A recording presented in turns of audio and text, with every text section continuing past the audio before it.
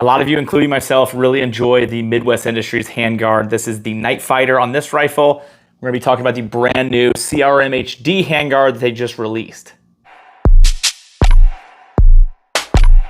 We've got a complete Midwest Industries rifle here with their new handguard. This is the CRM HD. It's got some nice additions to it to make it a little bit more improved. And in this video, we're gonna be talking about that, but then we're gonna be doing an actual build on this and customizing this whole rifle and making it look even cooler and giving it kind of a purpose and a reason to be built. So with that being said, let's go over the actual handguard itself. So I have a ton of Midwest Industries other handguards, whether it be their AR-15 styles, lever actions, 1022s. I've got a ton of Midwest Industries things, and I really like their products. This is their Night Fighter. It was really meant for night vision, and it's a really thin, lightweight handguard. So one of the biggest differences you're gonna see between these two is the thickness. The Night Fighter is a lot thinner and smaller in the hand. This has a thicker wall, which is made for more rigidity, a little bit more solid of a handguard, and it's a little bit more thicker in the hand. Now you're gonna see you have some cuts in here. They did that to make this a little bit more lightweight. They left some M-LOK slots up here up top for your flashlights or anything you wanna put on there on the sides, but unlike they have on their other handguards where they have M-LOK all the way around, they removed that and they cut in these divots on the sides and bottoms. And I believe they did that just to be able to cut some of that weight off. Another big change, and I'm glad to see they did this, is they added some steel anti-rotation QD points here. So on this handguard, they're just kind of cut in. They work, I use them, but with this, it's a better setup. It's locked up better. It's in a better position as well. So I'm glad to see they made that change. They used Torx Hardware for your lockup on the back, and they went with a premium engraving style on the handguard itself. Instead of the lettering they did here, this one's more engraved. So those are really the differences and the upgrades here with the new handguard. Me personally, I really like the look of it. It has a really good feel. I just like what Midwest Industries does. I think they have a really cool looking handguard. I like most of them. I even have one of their pick rail ones right here actually. And I just think they're sweet. They're a really good style, and just a company I've been using for a really long time now. So one of the big things that I'll say that I don't like as much as I like as the Night Fighters, I love the thinness of the Night Fighters. One thing I've really liked about them is how small they feel, how easy they feel to manipulate with. Now this one's not overly large by any means. This is more of your normal traditional style handguard. There are some that are a lot thicker. You even got one like this. This one's actually made to be thicker from Midwest Industries, but it's because it has an integrated suppressor inside there, so it's a little bit wider to fit that inside. So this is right there in between. I would say this is really right there with a lot of your other traditional AR-15 style handguards. Real quickly, let's go over the brands that are incredibly helpful for the things we do here. That's gonna be Vertex bags and Neomag. Vertex makes incredible bags that I've been using for almost 7 years now. Absolutely love their stuff. Very good to be able to carry the things that you want with their hidden pockets, along with anything like your laptops and any other supplies that you travel with. Whenever I'm traveling on a plane or going to these different events, I'm always carrying Vertex bags. You guys can use code Tactical Advisor. That's gonna save you 15% off their clothing or their bags. And then the Neomag, this is the Gen 2, which is incredibly strong, as you can see here. Works with your polymer Glock mags. It has 2 magnets. It's lighter weight. It has adjustment to this one. It's designed differently to be able to fit more mags. Very cool stuff if you want to carry an extra mag with you, along with all the other things Neomag rocks. By you guys checking out Neomag and Vertex and all these brands are incredibly helpful. It helps the channel, the things I do here a ton, so I appreciate you guys doing that stuff. Let's get back into the video. So now for the fun part, let's go ahead and customize this and really give this build a purpose. The first thing we're gonna do is remove this charging handle.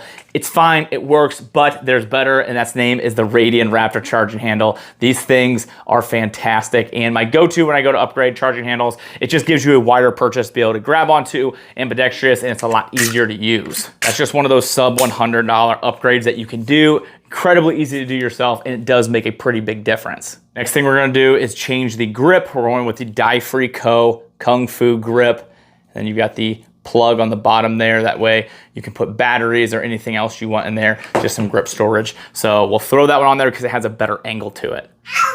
Oh, are you okay? Did you hit your toe? Bye-bye, I love you.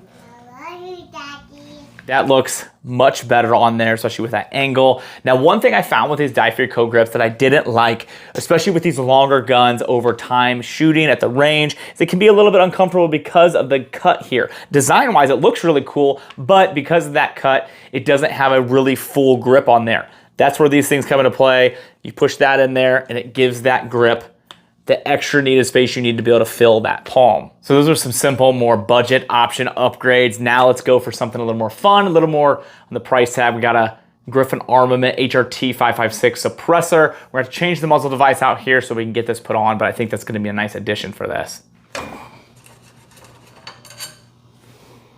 All right, we're going to add some shims. Oof, a little bit more. We're going to take one more paper thin one. Now it's really starting to take form here with that suppressor out front. We're getting kind of more of a purpose built with this. Now we need to choose an optic for this build. And what I've been wanting to do for a while is have a nice daytime, nighttime setup that's suppressed, a little bit more versatile. So I went with the D&T Zulus V2. This is the brand new one that just released from D&T. This is their day-night version. We're gonna throw this one on here. I think it'll be a nice addition.